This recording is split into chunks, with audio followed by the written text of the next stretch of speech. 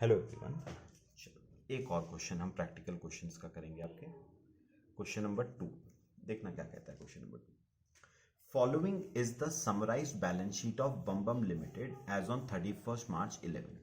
आपको authorise capital दे रखी है, issued subscribed and paid up capital दे रखी है, रिजर्व एंड सरप्लस दे रखे हैं, डिबेंचर्स दे रखे हैं, ट्रेड पेबल्स दे रखे हैं, एप्लीकेशन ऑफ फंड्स में fixed asset, investment, deferred tax assets, trade receivable, cash and bank.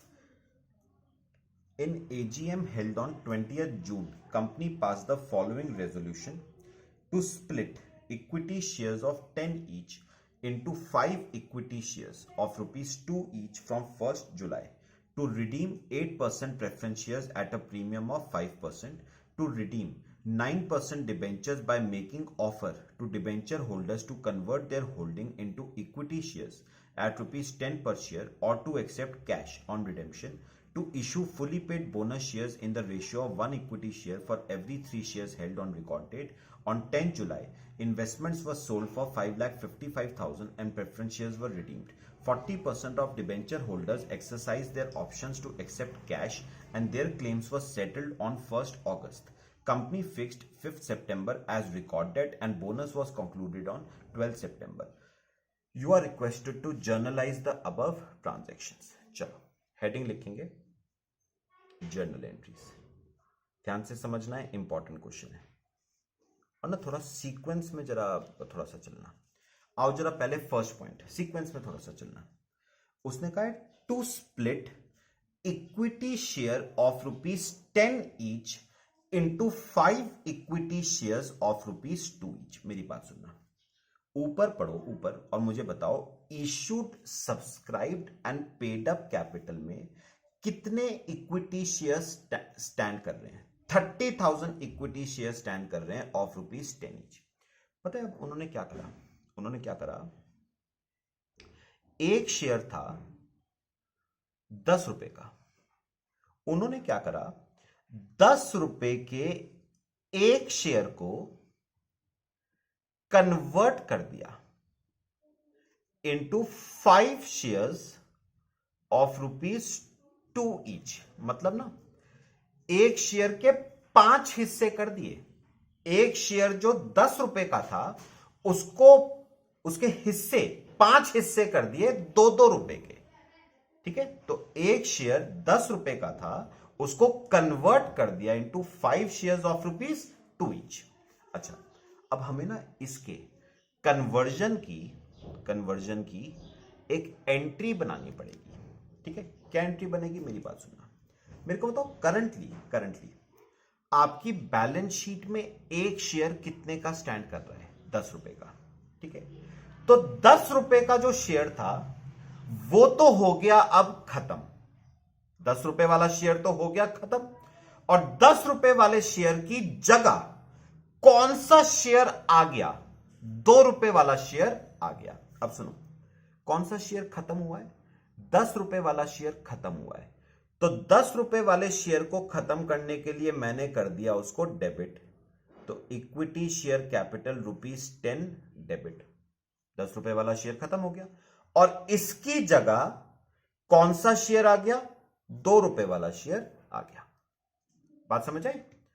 चलो अब मुझे एक बात बताना जरा, हमने एक शेयर को कन्वर्ट करा इनटू 5 शेयर्स, तो बैलेंस शीट में 30,000 शेयर्स थे, तो एक शेयर कन्वर्ट हुआ इनटू 5 शेयर्स, तो 30,000 shares will convert into 5/1 into 30,000 into 1,50,000 shares of ₹2 each. तो पहले 30,000 शेयर थे 10 रुपए के हिसाब से, अब 1.5 लाख शेयर हो गए 2 रुपए के हिसाब से। मतलब अमाउंट तो सेम ही रहेगी ना। पहले 30,000 शेयर थे 10 के हिसाब से, अब हो गए 1,50,000 शेयर। कितने के हिसाब से? 2 के हिसाब से। यानी अमाउंट पहले भी 3 लाख थी, अमाउंट अब भी 3 लाख है। Being equity share of ₹10 each converted into ₹2 each. चलो ये तो हो गई हमारी पहली एंट्री, कन्वर्जन की नई एंट्री थी। अच्छा, second, to redeem 8% preference shares at a premium of 5%। चलो ड्यू की एंट्री कर लो पहले। 8% redeemable preference share capital debit, premium on redemption debit to preference share holders. Preference share capital है 5 लाख की, उस पे प्रीमियम है 5% का 25,000, तो प्रेफरेंस शेयर होल्डर्स को देना है 5,25,000। Narration being amount due to preference share holders. चलो अब आ जाओ थर्ड एंट्री पे। अब बताओ थर्ड एंट्री में प्रीमियम ऑन रिडेम्पशन को बताओ क्या करोगे, राइट ऑफ करोगे? चेक करो बैलेंस शीट में कोई पीएल दे रखा है क्या? दे रखा है 40,000 रुपए का। चलो प्रीमियम को राइट ऑफ करो। PL account debit to premium on redemption. कितने रुपए का प्रीमियम है? 25,000 रुपए का प्रीमियम है, राइट ऑफ कर दो। Narration being premium on redemption return of. ठीक है, चलो अभी सुनना ध्यान से मेरी बात। अब एक काम करो, वो वर्किंग नोट बनाओ, वाला वर्किंग नोट बनाओ, nominal value of preference shares to be redeemed वाला। Nominal value of preference shares to be redeemed. बताओ हम कितने नॉमिनल वैल्यू के प्रेफरेंस शेयर्स रिडीम कर रहे हैं? 5 लाख नॉमिनल वैल्यू के प्रेफरेंस शेयर्स रिडीम कर रहे हैं। या तो रिडीम करेंगे out of fresh issue of shares, या रिडीम करेंगे आउट ऑफ प्रॉफिट्स। अच्छा पढ़ के बताओ कि हमने कोई फ्रेश इशू ऑफ शेयर्स किया है फॉर कैश। मतलब मैं क्या बोल रहा हूं, ऐसा इशू किया हो जिससे कैश आए? नहीं, हमने कोई फ्रेश इशू ऑफ शेयर्स नहीं करा है फॉर कैश। इसका मतलब पूरे का पूरा 5 लाख किसके थ्रू रिडीम होगा? Out of profits. अब बताओ कौन से प्रॉफिट्स को यूटिलाइज कर सकते हो? जनरल रिजर्व को कर सकते हो।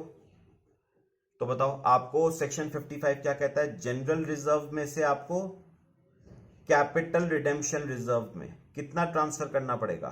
5 लाख रुपीज आपको ट्रांसफर करना पड़ेगा।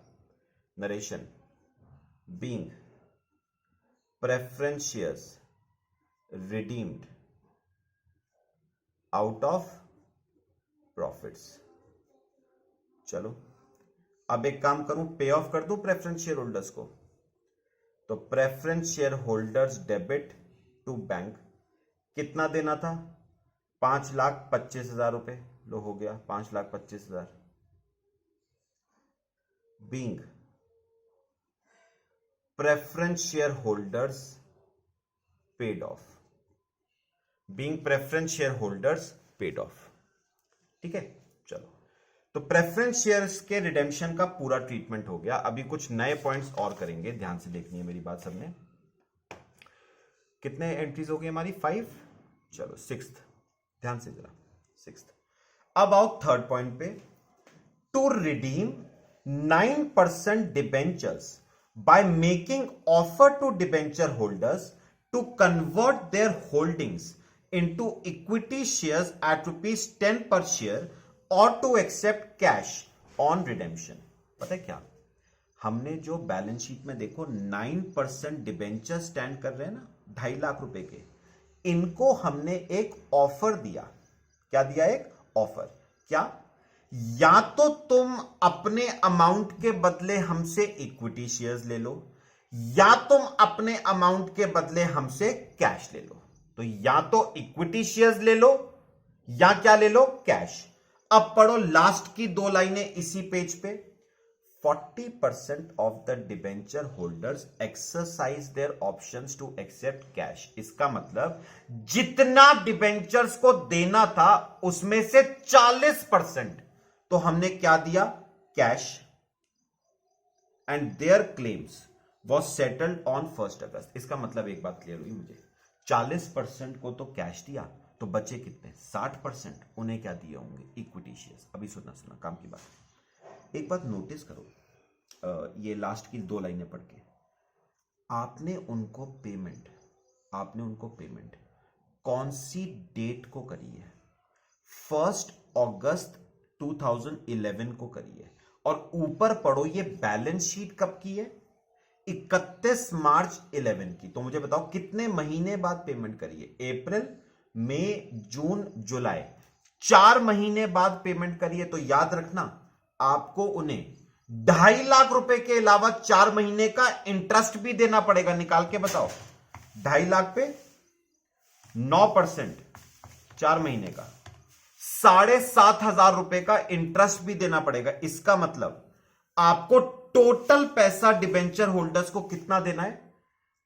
2,50,000 प्लस 7,500 रुपए, 257,500। चलो एंट्री करेंगे, पहले डिबेंचर होल्डर्स को ड्यू करेंगे फिर पे करेंगे। देखना, अच्छा डिबेंचर्स अकाउंट डेबिट, डिबेंचर कितने के थे, 2.5 लाख रुपए के। बताओगे 2.5 लाख रुपए के अलावा आपने उनको और क्या देना है, 7,500 रुपए का इंटरेस्ट भी देना है।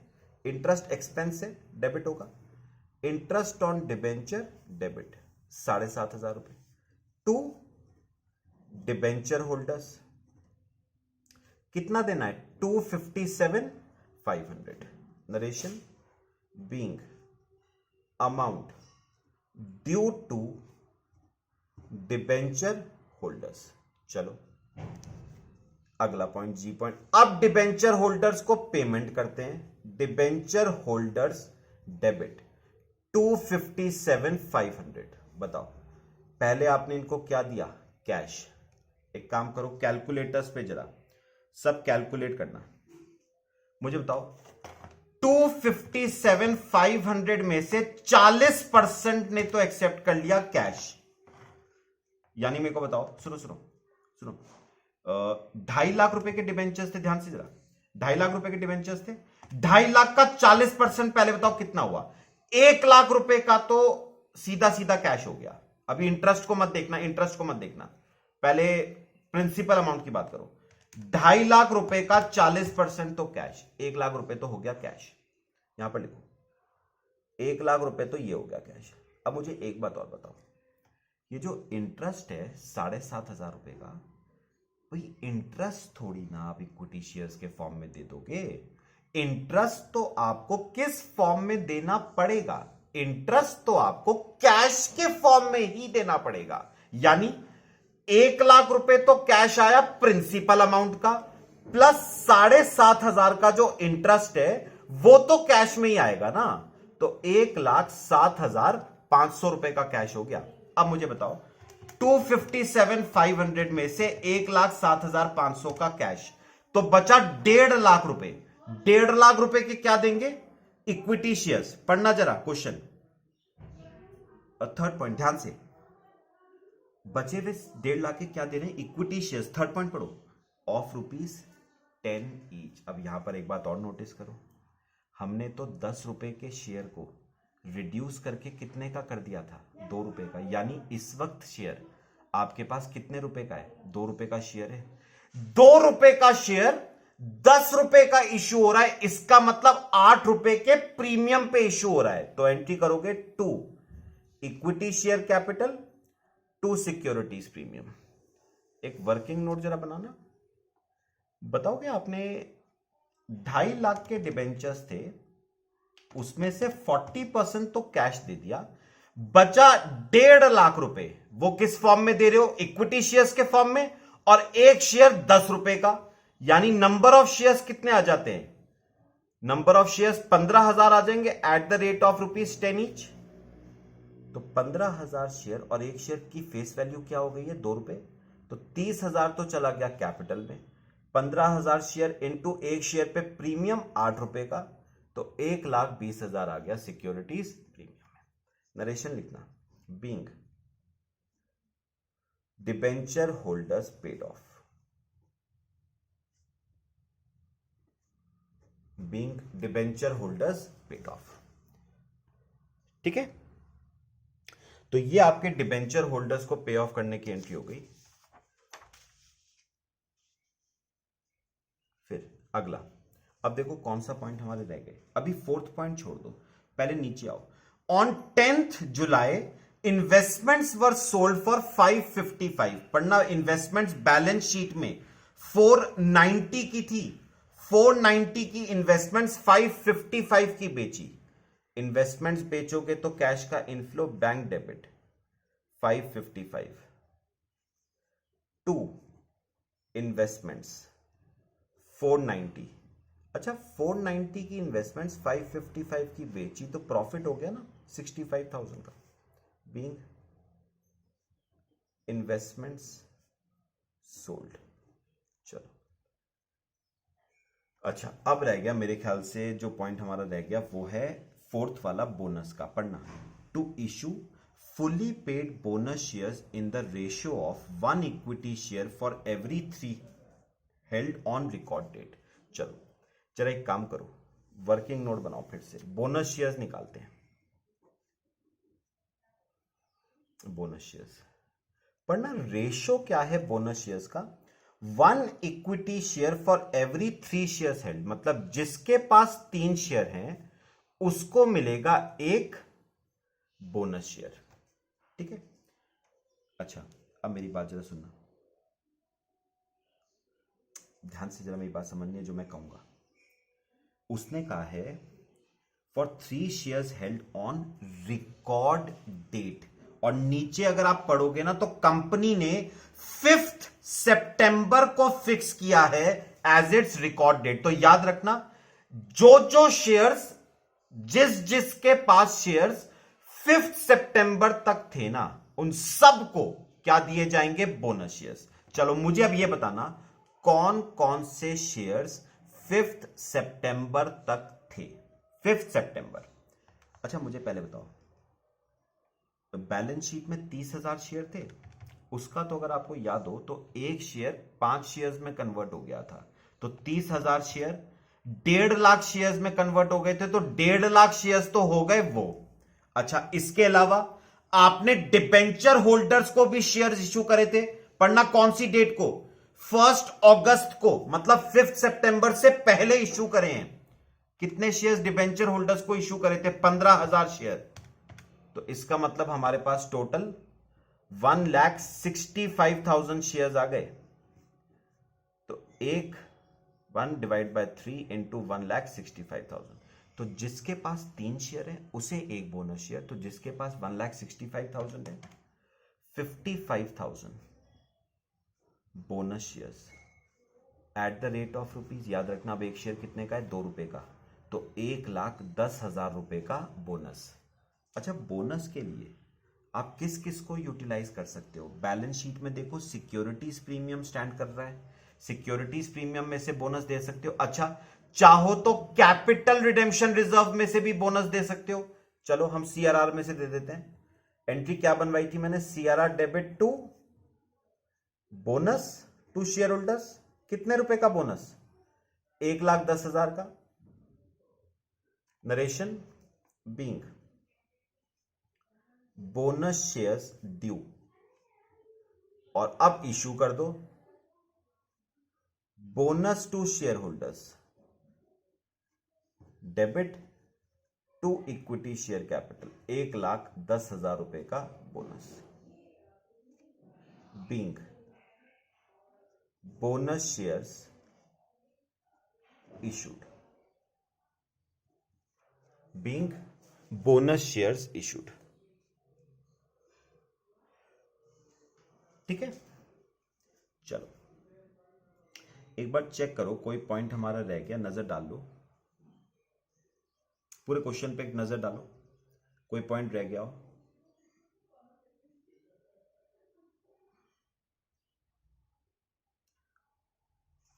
बस एक ना लास्ट एंट्री हम और करेंगे, और वो क्या है, मेरी बात सुनना, सुनो, एक लास्ट एंट्री हम और करेंगे। मुझे बताओ, वो जो इंटरेस्ट था जो डिवेंचर होल्डर्स को आपने देना था 7,500 रुपए का, वो इंटरेस्ट हमारा एक्सपेंस है, तो कहां जाएगा, पीएल में।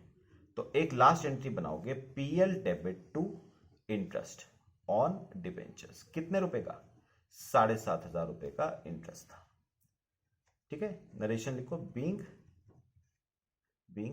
Interest charged to profit and loss account, being interest charge to profit and loss account. ठीक है, ये आपका क्वेश्चन कंप्लीट हो गया। अब देखो इस क्वेश्चन में और क्या ट्रीटमेंट आपको फॉलो करना था। आओ जरा